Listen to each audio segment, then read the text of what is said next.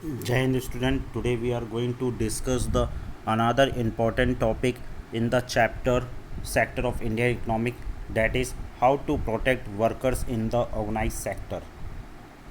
The organized sector offers jobs that are most sought out after, but the employment opportunity in the organized sector have been expanding very slowly. It is also common to find many organized sector enterprises in the organized sector. They adopt such as strategy to invite tax, refuse to follow the law that protect labor. As a result, large number of workers are forced to enter the organized sector job, which pay very low salary. They are often exploited, not paid fair wages, and their earnings are not regular, and these jobs are not secured, have no other benefit. Since 1990, it is common to see the large number of workers losing their job in the organized sector. These workers are forced to take up job in the organized sector with the low earning.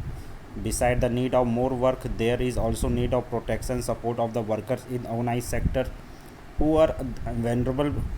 Means these people are vulnerable who need protection in the rural area, especially farmers and farm laborers. Organized sector mostly comprise landless agricultures, small and marginal farmers, so sharekeeper, artisans.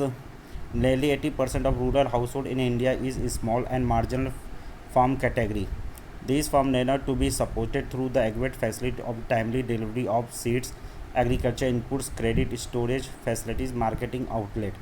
In the urban area, our organized sector mainly of workers are small scale industry, casual workers, construction, trade, transport, etc. Those who are street vendor, head load workers, small scale industry also need a government support for procuring raw material and marketing of output. The casual worker in both urban and rural areas.